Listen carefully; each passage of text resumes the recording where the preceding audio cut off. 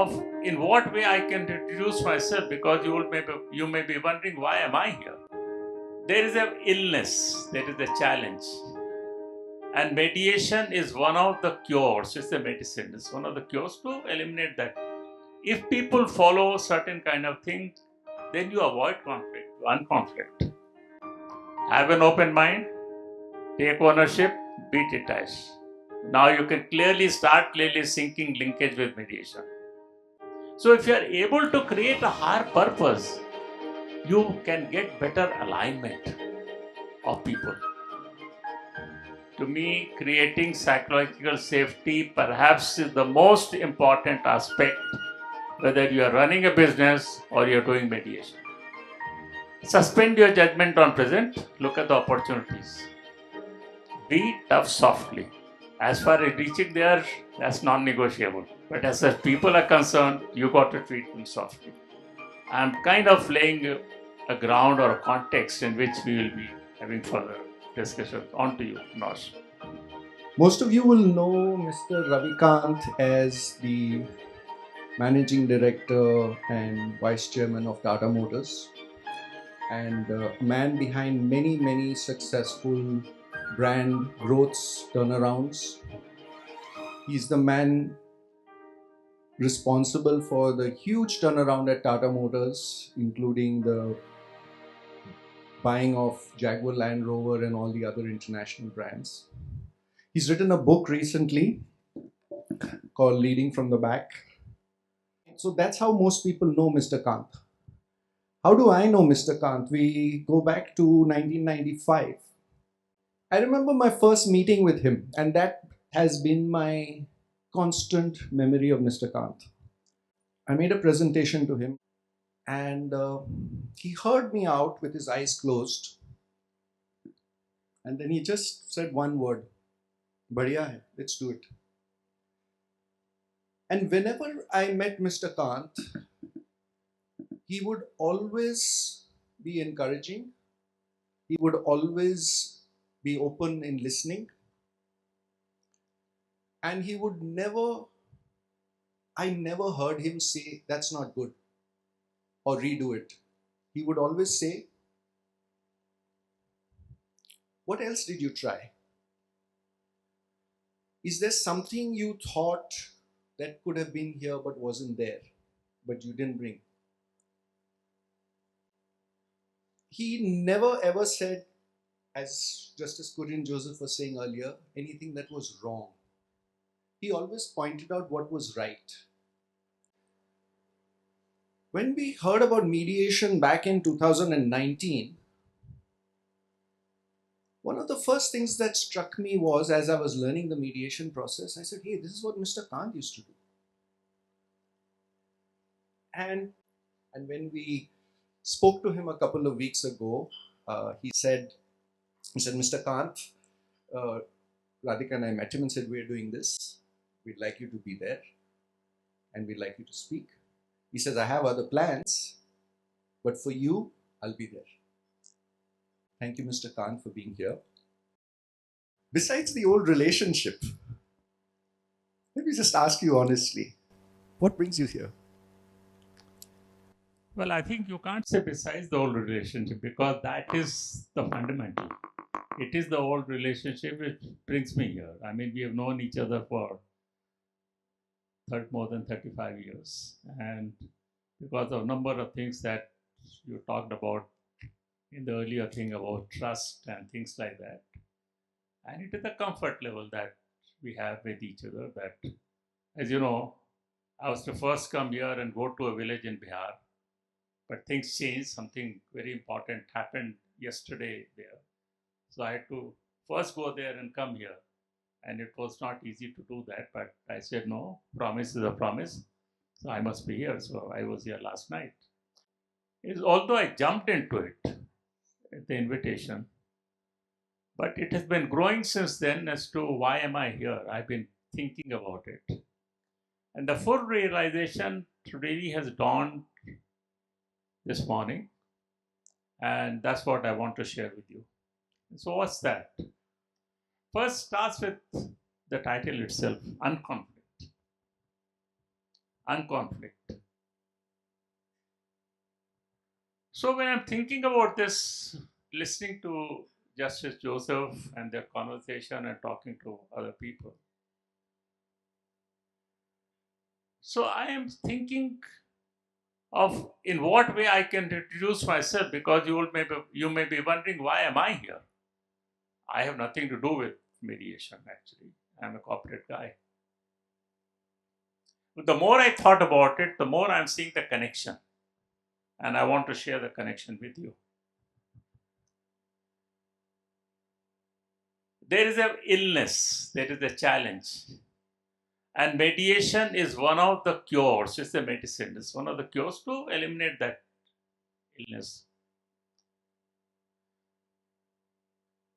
But what I do and what I talk about in the book also of philosophy is the stage prior to that.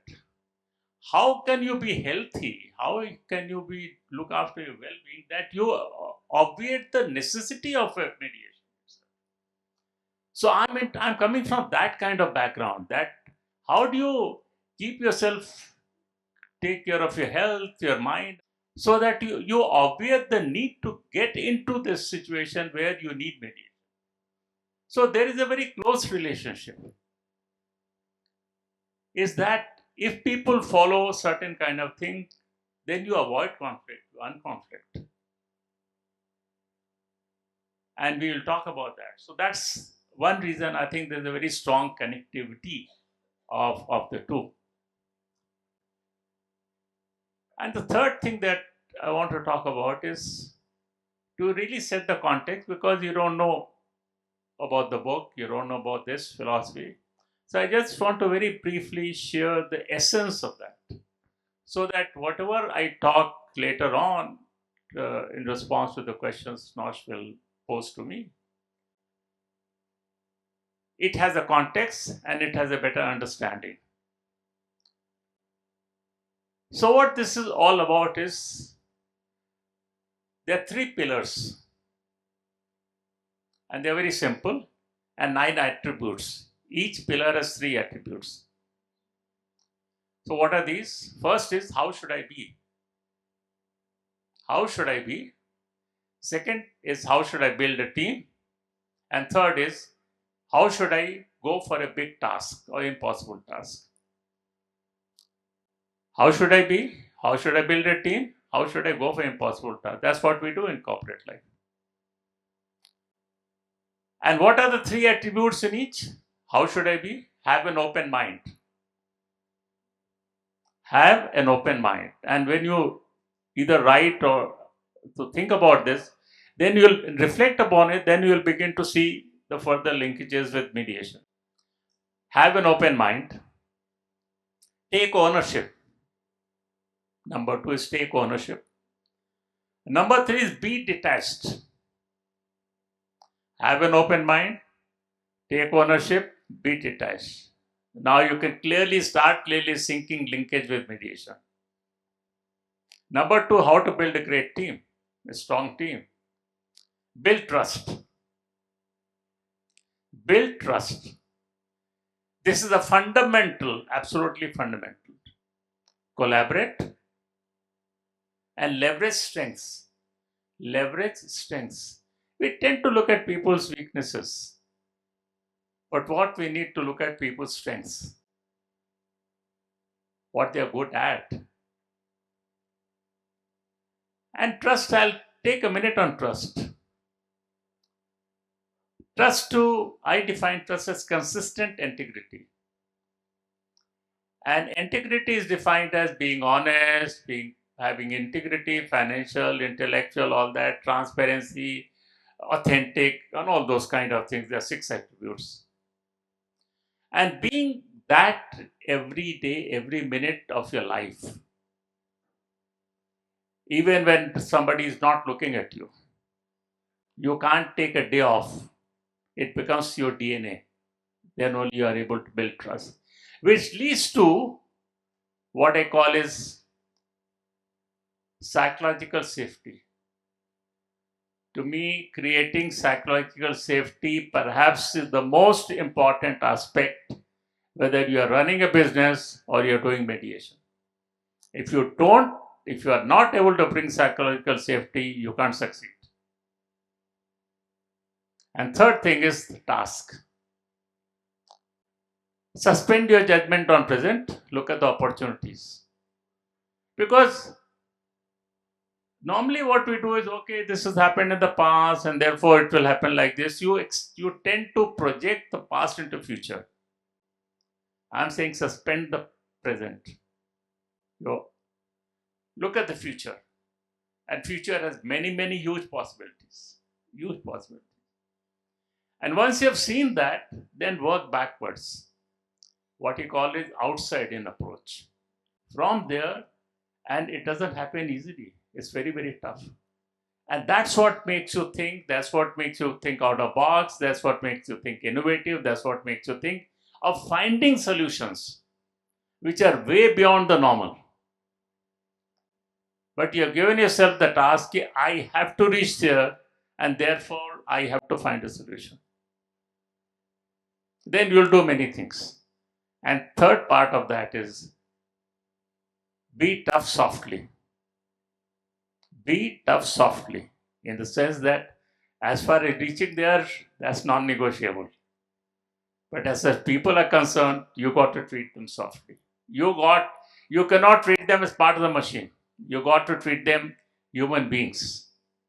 And that is one big problem in today's world. We don't treat human beings as human beings. We treat them as part of a machine who can be disposed of, who can be done with. So having said this, I'm kind of laying a ground or a context in which we will be having further discussions. On to you, Nosh. Thank you, Mr. Kant. I think the mediators in the room over here will understand this whole idea of what we do as mediators, keeping an open mind, taking ownership of the process, not the outcome, and detachment, that it's not about us, it's about the other person, and it's about the issue at hand. A lot of the other things that you talked about again, about looking at people's strengths, not their weaknesses, consistent integrity, which is a key ingredient on building trust. Now, a lot of these things, suspending judgment, that is what we do in a mediation, and that also helps, as Mr. Khan says, to help in his book about leading from the back, and in mediation about helping resolve matters.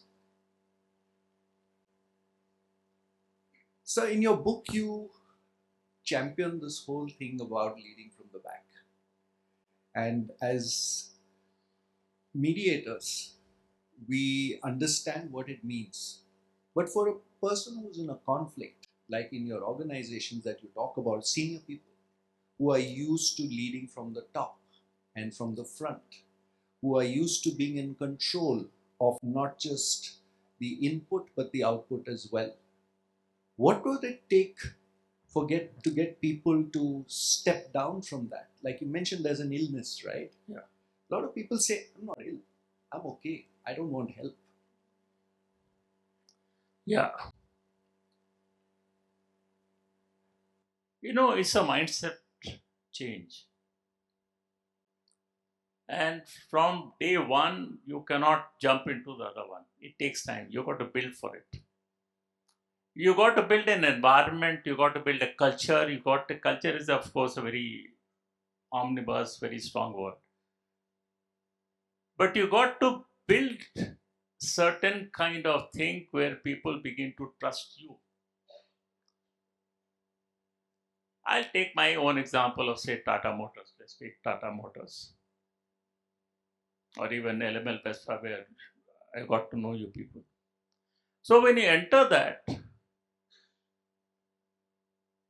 I don't know anything about four-wheelers. I coming from a non-auto company background, and auto world is incestuous, where unless you have that kind of experience, you're nobody. So I enter into an organization where I'm nobody. I'm treated as nobody. Please understand that. Because everybody in the company has far more experience and far more knowledge than I have. But by some quirk of fate, I have gone there. What do I do? Not only am I a total stranger, I am an ignorant fool in that context. Still, I have to do something. And therefore, I have no option but to start winning trust. And it can't happen from day one to day two and people saying, you start trusting me. It has to come through your behavior, as I talked about. That honesty, that transparency, that equitable treatment, that authenticity, that you have not come here with an agenda. Unless people begin to understand that, that's the starting point. Second point is that because not all the departments are also reporting to you, but they are very critical for your success of the organization. And there is a guy who's 3 levels below me, and is very critical success, say in finance, or HR, or engineering, research. So what do? You go to his cabin, have a cup of coffee. First time you can understand when you do that, that fellow will be very skeptical. Oh my God, why is this fellow come? What's his agenda? So you relax, you talk about his family, you talk about this, put him at ease and things like that. Go next time, have another coffee, third time. Then over a period of time, that person begins to realize that, okay, this fellow has no agenda, he's looking at the company. And so people slowly and slowly start coming to you, coming to you, coming to you. Once you build a critical mass, because not 100% the people will ever trust you. Please understand that in an organization. There will always be 5, 7, 10% of people who will not trust you. But as long as you have a critical mass of people, then I think you are in a position to go ahead. And it took nearly a year and a half. And I must give credit to Mr. Tata for that.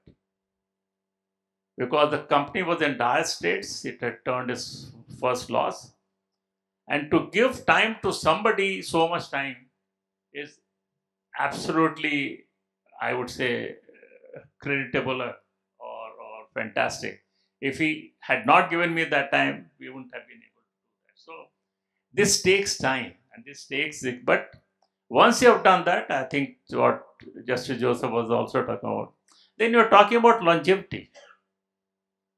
Then the organization will take care of it. Then once you have built the leadership team, then team will take care. They don't need you then. Then it will just go. It is an auto mode. It will go for a longer period. And that is the beauty of building trust. As he also said, yeah, unless you remove that particular thing, conflict will recur. It will recur. But if you have removed that, then it is a more long-term sustainable solution that you have found. I think with the large number of business owners and professionals in the room, you're not just getting information about mediation, you're getting information about leading from the back and leadership lessons, I think, which is very similar. The question I have, you talked about psychological safety and building that trust over a period of time. You said it takes time. But crises usually happen suddenly and it's unexpected. In a situation like that, how do you, as a leader or as a business owner, step down from that role which you're so used to being in control and taking the decision quickly and fighting, to actually stepping back? And do you have any examples of how one can de-escalate and retrieve matters? Yeah, I just like to say that once you have created that environment, you see, if you are the other kind of leadership, then a crisis happens, you can't change immediately. But you've already built that kind of environment and culture. And then if the crisis happens, it's a very different cup of tea. Because you have got distributed leadership by then. You have got distributed leadership in place by then. So crisis happens, crisis solution is not going to be found just by you alone. The solution will come from 10 different places.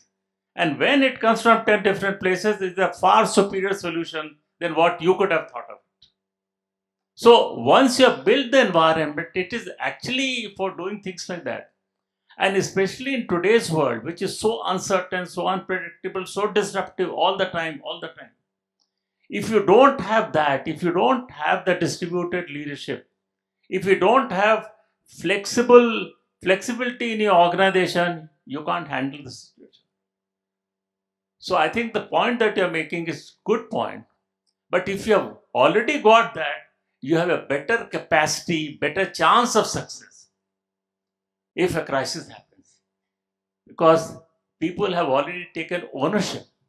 You have to understand that. Once people have taken ownership, then they will come with solutions. Because the problem is not only yours, problem is everybody else's. Everybody's together. So we don't understand the power that these words have. The power that ability to create a powerful team has. It is huge power, because what you do is most of the power in an organization gets locked in. Locked into what? It's locked in silos. This department versus this department. This individual versus this, in egos. Personal egos and silos are two things which are locked in all the energy of the organization. But if you are able to remove that, that energy comes out. And that is the power that you begin to see in an organization. People say, Acha, you got ordinary people. Why don't you get expert from this, expert from this, expert from this?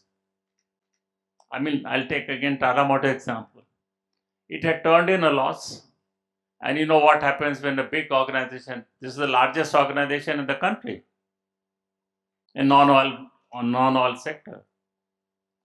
All the top consultancies will come to you. Oh, we will solve the problem. We'll solve the problem. We'll solve the problem. So I said, no, thank you very much. First, I will give opportunity to my own people. Once they raise their hands, then you will come in. So wait for 5 years. And I gave the opportunity to our people. And very same people who are being castigated for the loss are the ones who turned around in 2 years' time from 500 crore loss to 500 crore profit. What did we do? Same people. So what changed? What changed is this? Even in Vespa scooters, as you understand, from 40 crore loss, it became 40 crore profit. Against a very, very strong competitor, dominant competitor having 80% market share. If you remember, we were 9% market share. And 4 years' time, we had gained 23% market share. Those who can understand market share game or market can understand. Getting 1% market share increase or 2% market share is impossible. We gained 23% market share over 9% market share. How did it happen? How did it happen?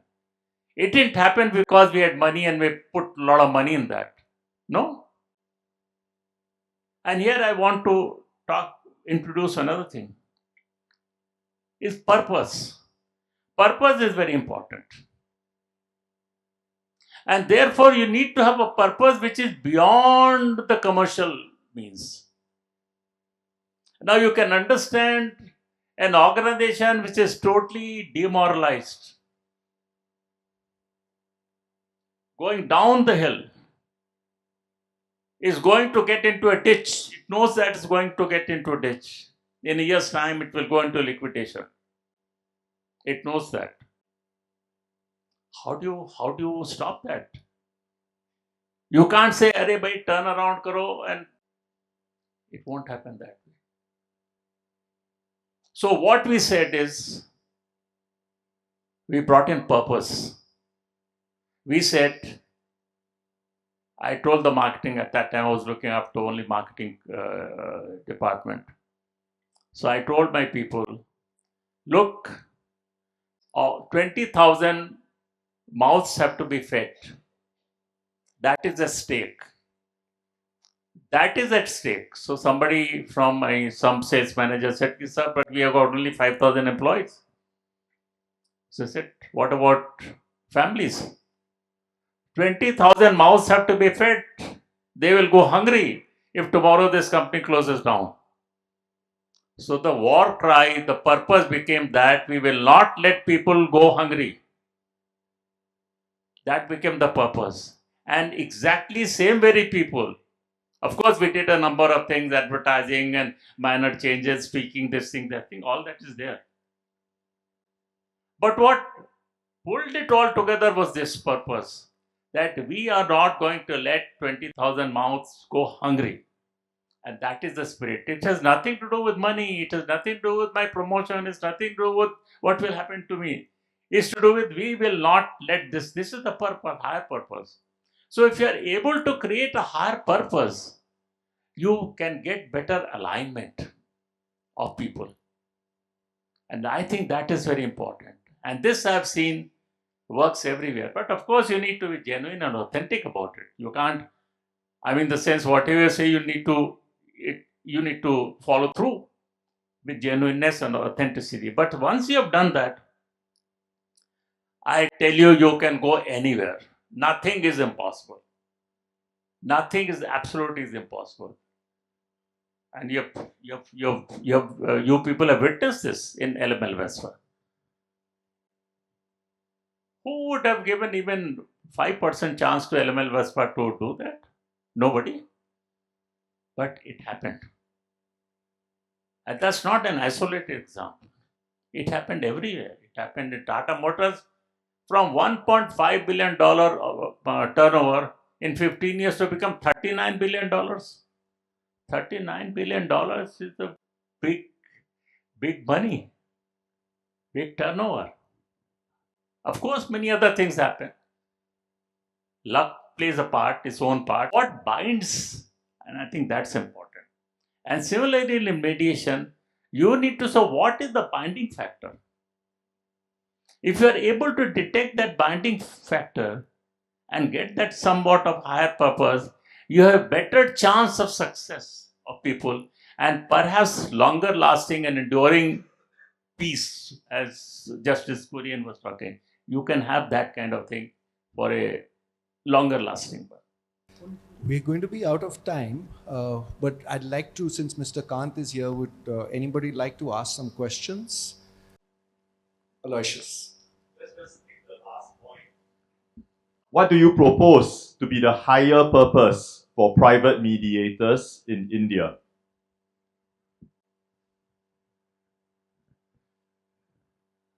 The headline you've got here: unconflict. And therefore, what I'm trying to say is, conflict is inevitable, as everybody has said. But if you are only going to concentrate on addressing the conflict, then you will never be able to solve the problem in the society.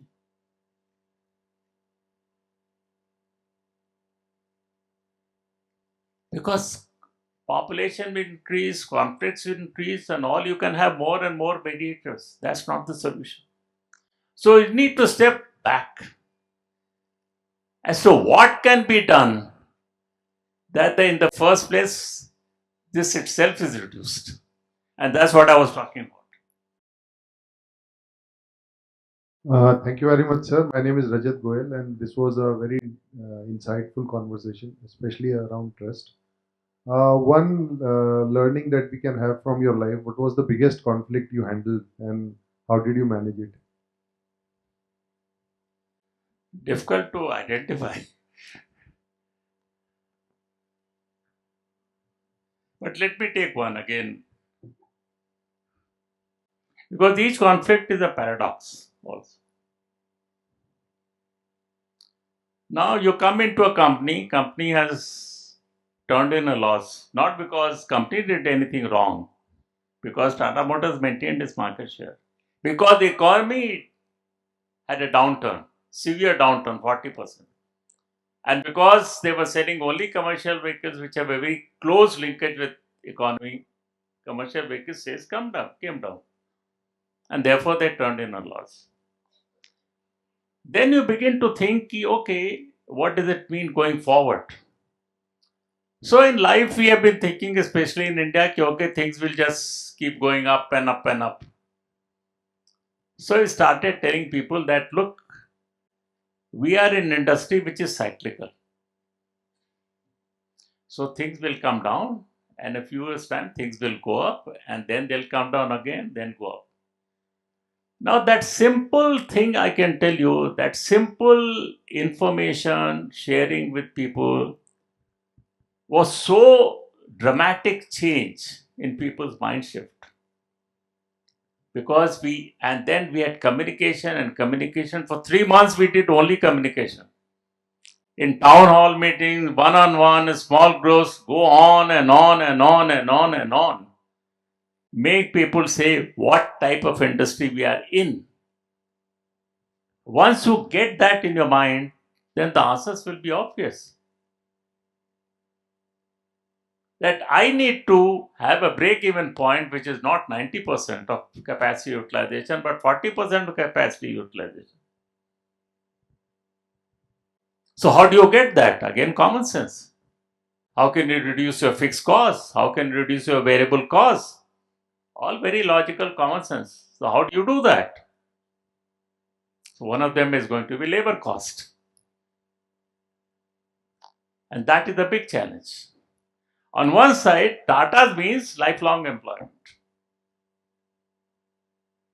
And that's the conflict. But the business requires that you need to shed people.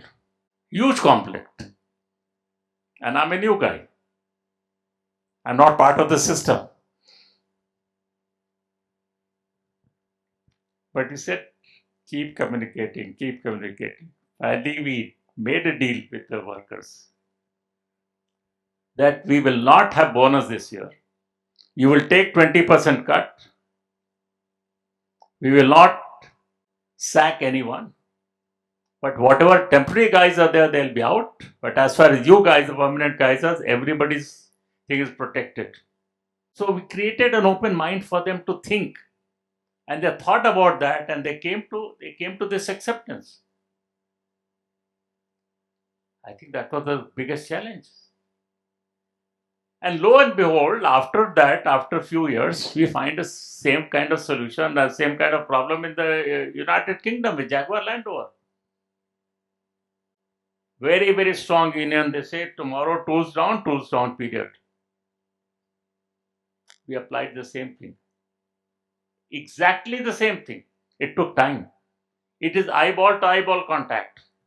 I'm talking to the president of the National Union, eyeball to eyeball. And I said, look, it's a question of future of the company. You decide. You make a sacrifice, we'll reward you when good times come. We accepted it. At the end of the day, human nature is human nature all over the world. You don't expect that people will always be trying to take advantage of you, always trying to do this, always trying to do. They ultimately also listen to their inner voice. And they do things in spite of whatever externally they are saying. And I think you need to tap into that. Once you tap into that, you will start getting different solutions. Thank you.